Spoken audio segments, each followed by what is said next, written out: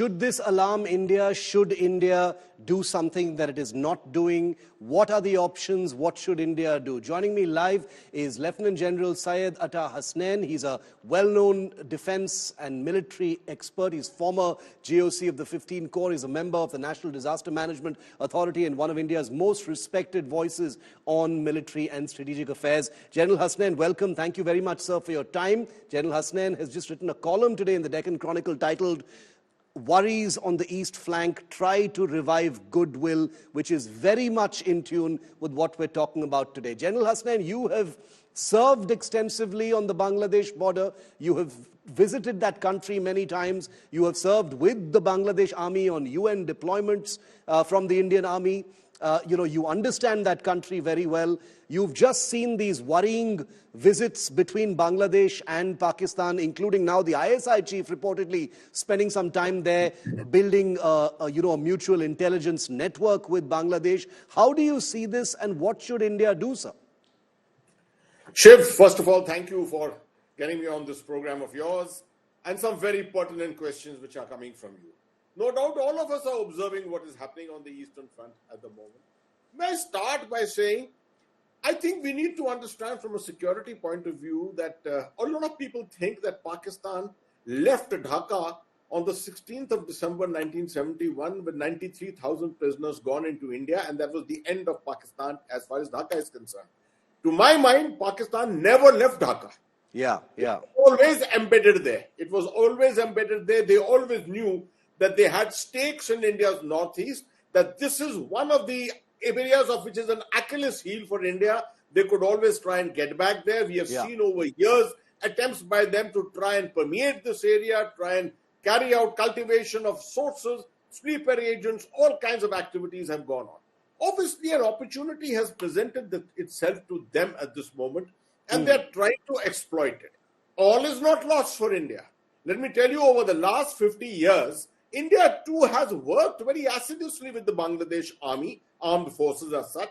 We have a lot of friends there. While you are seeing a lot of things on social media at the moment in terms of the contacts between the Bangladesh Army and the Pakistan Army, I can tell you equally good contacts are there between the Indian Army and the Bangladesh Army too.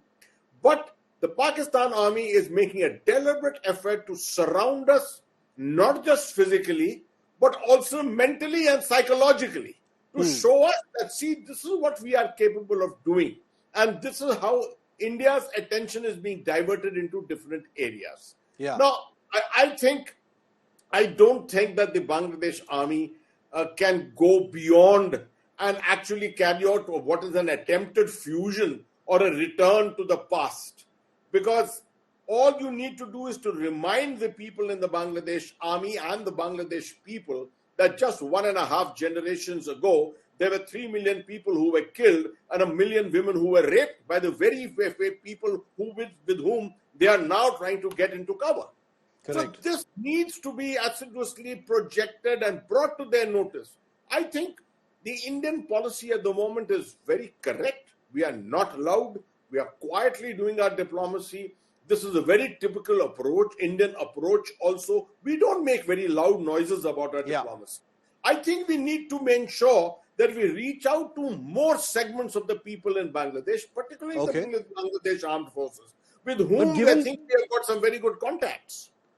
Given the mood in that country since August last year, some of it avowedly anti-Indian, and I'm not just talking about social media, General, as you know, how difficult is that going to be, considering that an ISI-Bangladesh pact would also, as you understand better, mean certain operational realities as well. It could mean a safer haven in Bangladesh, for insurgent groups. You know better than most people how difficult it has been to handle some of those groups and, achieve a semblance of peace in northeastern states. Could that be a threat, an immediate threat, sir? Sure, when we do an assessment of the potential threats that can emanate from this Pakistani involvement in Bangladesh, no doubt this whole concept of proxies and levers in that area in the whole of Northeast comes alive all of a sudden. This is something we have faced in the past, and this is something that Pakistan will attempt to do at this time. But I would say at the same time, we should not take as if 100% of Bangladesh has swung into the Pakistani camp. There are enough elements there. The politically people who are quiet, who are not making a noise, I would say 40 to 50% of Bangladesh's community is still very, very quiet. They are not looking at the kind of radicals that Pakistan is wanting to bring about here, the radicalization of society that they are attempting to do. Everyone knows what has happened to Pakistan. Everyone knows the manner in which the world looks at Pakistan as a rogue pariah state. Do the people of Bangladesh want to be seen as a rogue pariah state on the other flank of India? Yeah, exactly. Not. So we have got to play our cards correctly. I think get our act together in terms of an outreach, put social media, physical or otherwise.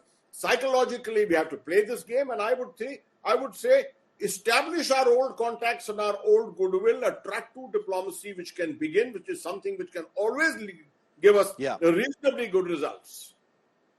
Do you think, militarily, considering the contacts have been so close, and you write about that extensively in your Deccan Chronicle column, sir, do you think that, apart from the government itself, from the military level also there needs to be a greater level of contact? Yes, there has been a mini quake after August, after the political implosion in Bangladesh, but now it slowly needs to start, reaffirming those ties now?